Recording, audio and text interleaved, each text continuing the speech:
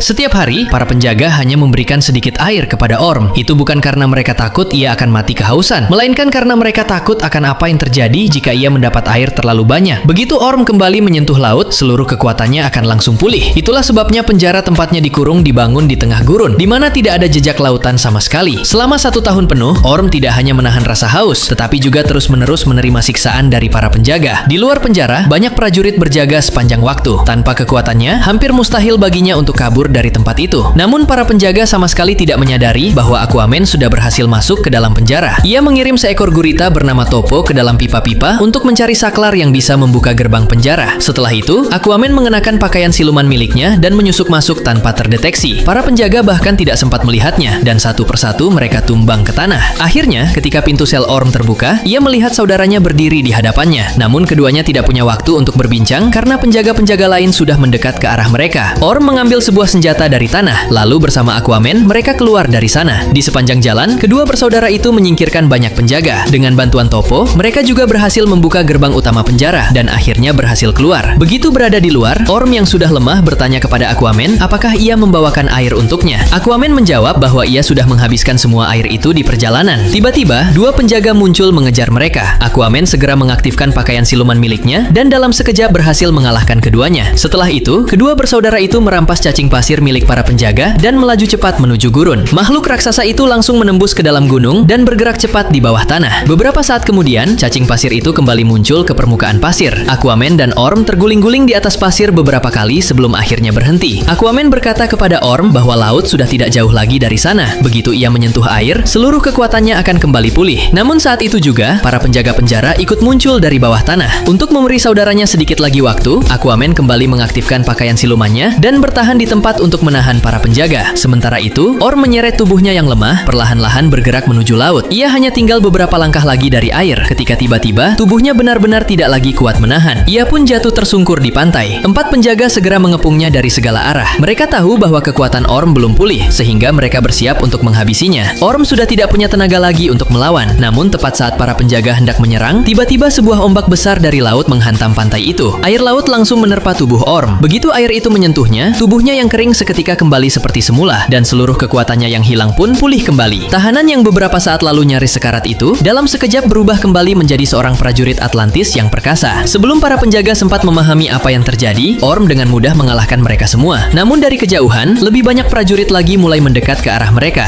Aquaman menyadari bahwa tidak baik untuk berlama-lama di sana. Kedua bersaudara itu pun berlari langsung menuju laut, melompat ke bawah ombak, dan sebelum para penjaga sempat menghentikan mereka, keduanya telah menghilang ke dalam lautan yang dalam.